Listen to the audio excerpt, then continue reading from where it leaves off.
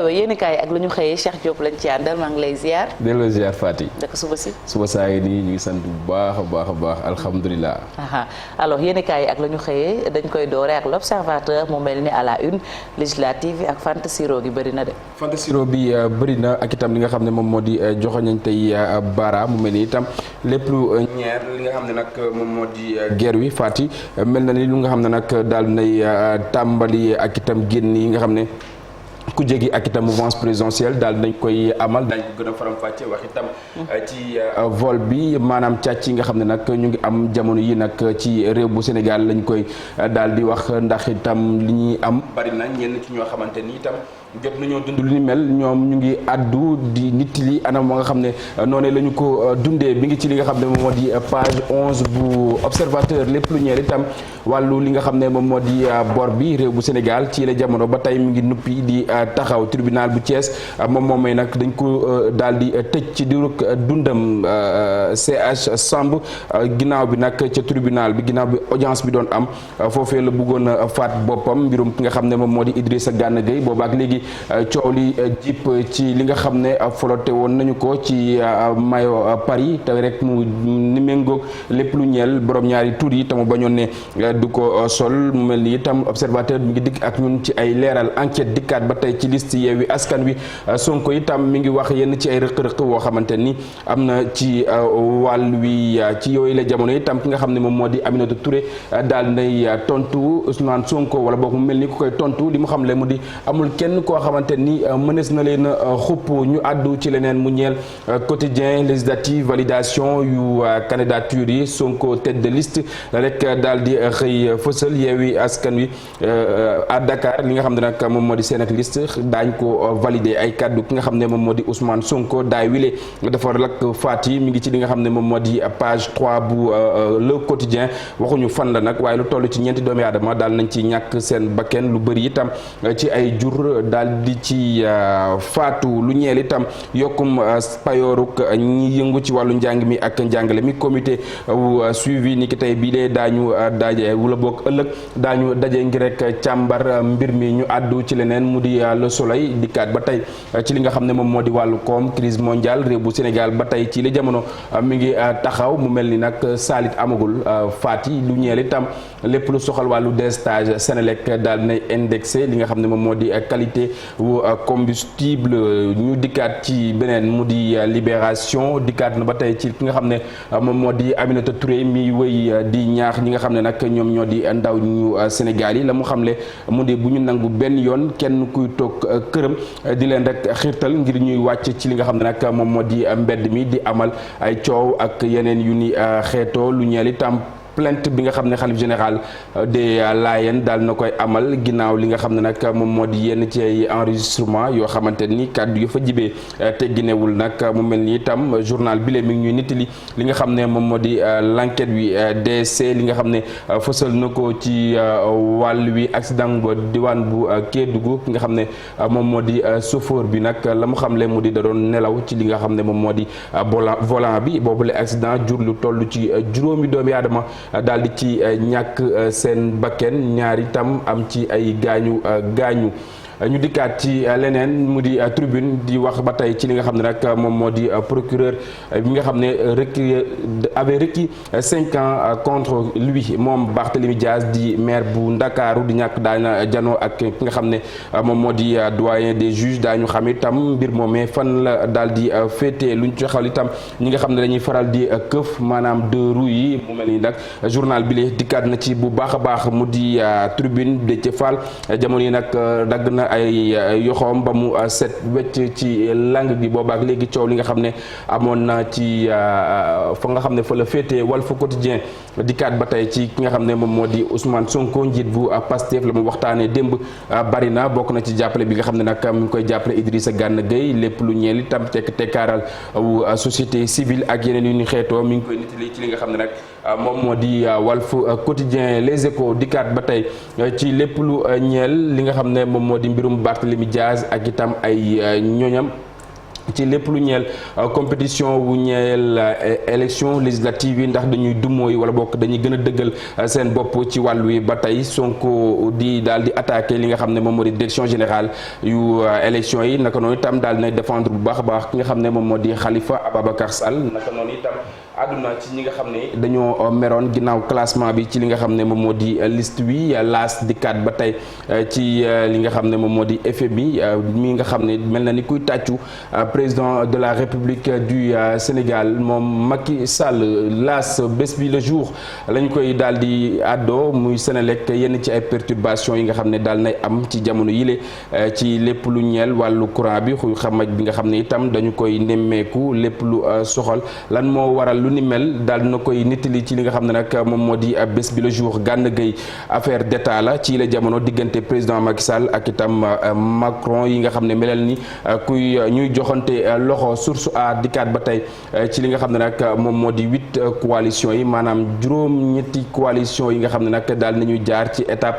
bu parrainage amul lenn ci loo xamante ni daal nañ koy valider mu ñeel dossier wu candidature mu soxal élection législative yi nga xam ne moom la ñu dëkkmal Sonko yi nga xam ne taxaw na ngir mel ni ku dëkkmal aw jàmmaarloo ci li nga xam ne moom moo am ci seen liste témoin dikkaat ba tey ci liste yi nga xam ne daal nañ koy dàq mu ñeel Yewwi Askan Wi fii ci Ndakaaru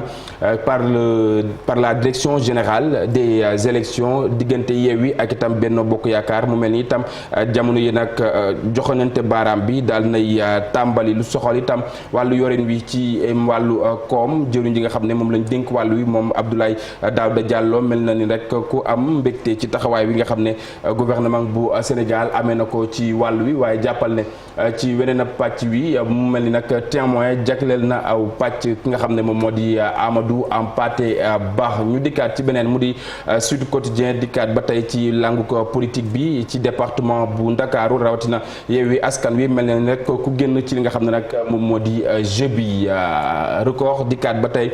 ci ginnaaw bi ñu contacté mu ñeel match amical maanaam aw football xarito réew bu Sénégal daal nay dàq lu ni mel mi ngi ñu nettali itam lan moo tax fédération sénégalaise bu football dàq match wi nga xam ne Sénégal ak Algérie namoon nañu ko amal wala bokk lu ñu doon sàkku la stade dikkaat ba tey ci ki nga xam ne nag moom moo di mbirum Idrissa Gana Gueye moom maître Augustin Senghor président bu fédération sénégalaise bu football moom ñuy wax lan la wax Idrissa Gana Gueye moom Idrissa itam ci la jamono daal nay am maanaam njàppandalu képp koo xamante ni doomu réew bu Sénégal la sunu lamb lañ koy jeexale reliquat bi nga xam ne daal nañ koy nangu licence bi nga xam ne itam daal nañ koy téye CNG amal lu ni mel manager bu Baye Mandione ak ki di yuuxu aw wàllu mi ngi ci li nga xam ne nag moom moo di page 7 bu sunu lamb Fati pàcc bu njëkk wi mu ñeel li nga xam ne nag moom moo gën a fës ci li nga xam ne moom la yéenekaay yi xëy fësal. jërëjëf Cheikh Diop yéenekaay yi ak la ñu xëy fësal faram fàcce nga ko ba mu leer ci ñaareelu pàcc bi incha allah dañu ñëwaat mu gën a yaatu merci beaucoup Cheikh Diop la ñu àndaloon ci yéenekaay yi ak la ñu xëyee Chérif Malick actu commenté bi la ñuy ñëw muy nag lu jëm ci wàllum politique ak législative yi la sortie d'Ousmane Sonko aju rek ci seen liste boobu ak coow li nga xam ne jur na ko. Fatou waaw Sonko on a l'impression que opération sapeur-pompier la doon jouer concernant surtout seen coalition boobu di Yewwi Askan Wi parce que gis nañ ni quand même ñagasoon na diggante ñoom ñi nga xamante ni ñoom ñooy ay leader rawatina groupe bi fi génnoon vendredi ba le passé def fi conférence de presse dénoncé ni nga xamante ni moom lañ yooyee investiture je pense que il a essayé quand même jéem a woote waat boobee unité même si am na loo xamante ne aussi ay xeer yu mu leen joor ci rek génn gi nga xamante ni génn nañ ko dans les médias parce que ñoom dañu fustiger taxawaay bi nga xamante ni kon jàpp na ni Khalifa Sall min mandaté woon bu mu def investiture yi na mu ko defee woon jaaduwul beneen bi mooy listu Dakar bi coow lu ci amoon parce que depuis plus d'une semaine gisoon nga li fi amoon ba nga xamante ni entre Déthié Fall après aussi yaa Saliou Sarr ba ci Barthélémy Dias bi nga xamante ni demoon na fa la ci direction générale des élections ngir accuser leen ne ñoom ñoo modifié woon liste mais Sonko confirmé na li ñëpp xam presque fii ci Sénégal moo doon erreur bi ñoom la il a même parlé d'erreur de naïveté et cetera donc je pense que erreur moom boo ko defee da nga koy assumer parce que mënoo ne da ngeen a def erreur ba pare ne liste bi day jàll parce que ku ne xam na ni même Sonko dans sa déclaration il a répété plusieurs fois la loi elle est impersonnelle et cetera loi bi daf ne liste boo xamante ne fii ci Sénégal jëm ci ay élections respecté wul parité dañ lay rejeté donc moom moo taxoon démb la direction générale des élections a notifié à Déthié Fall qui est leur mandataire national le rejet de la liste de Dakar bi nga xamante ni 7 députés moo ci waroon nag te Barthélémy Dias ne kon boobee tête de liste tey ci suba dinañ dem fële ci conseil constitutionnel ngir déposer fa le recours loolooy dëgg boo nekkee ci état de droit je pense que nañuy respecté li nga xamante ni kon moom mooy yoon yeeg et cetera parce que ëllëg bu fekkante ni yow yaa ñi jiite réew mi da ngay bëgg également ña nga jiite aussi di respecté yoon donc maintenant guerre bi ci wàllu politique mënut a ñàkk ci ay kaddu parce que aussi c'est la démocratie tant que mi ngi yem ci wax rek mais li bon mooy ñu teg ko ci terrain bi wàllu fitna parce que bu fekkente ne da nga ne danoo nan génn te yéen ba ngeen def seen liste yéen kese yéen a tëju woon seenam néeg dugalu leen ci kenn wala ndaw ñi ngeen ne nan génn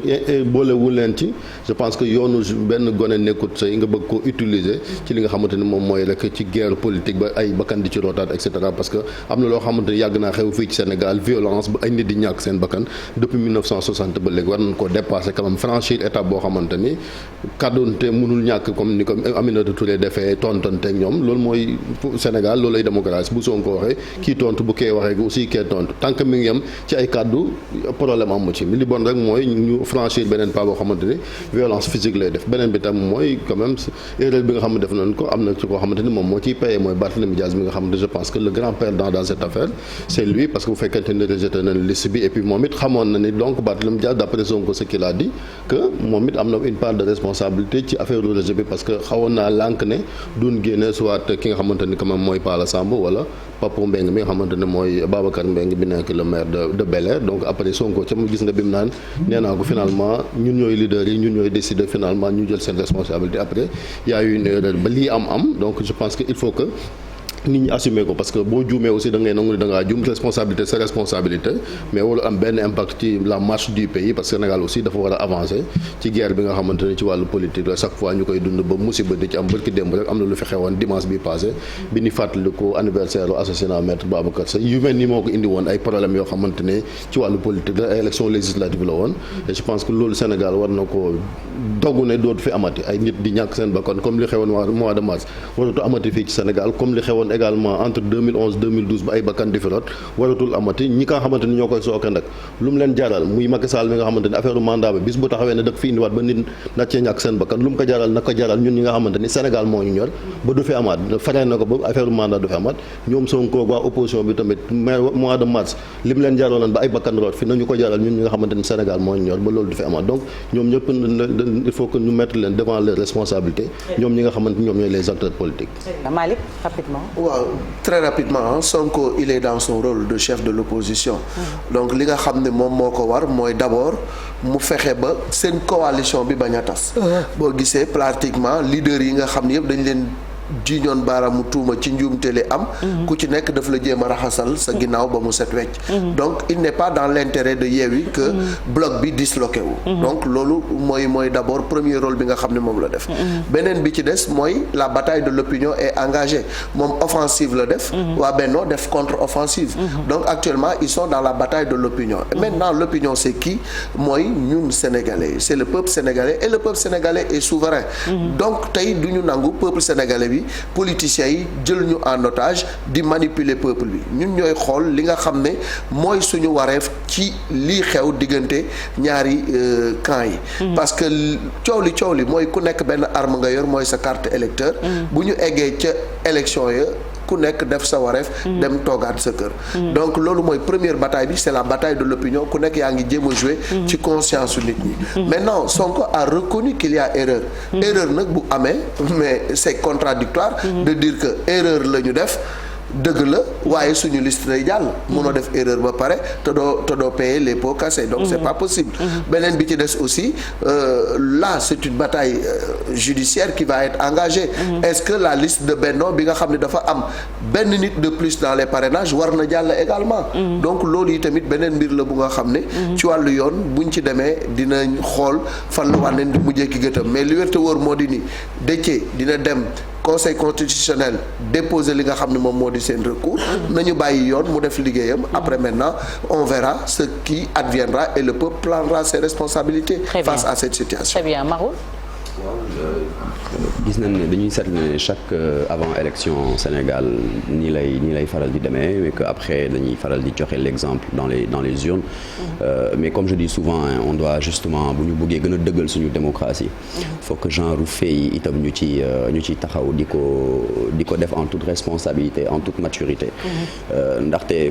jamono ji ñu toll nii en plus de la crise sociale qui sévit buñ ci naree yokk li nga xamante ne moom mooy ay querelles politiques yu nar a mën a taal peut-être dëkk bi. ce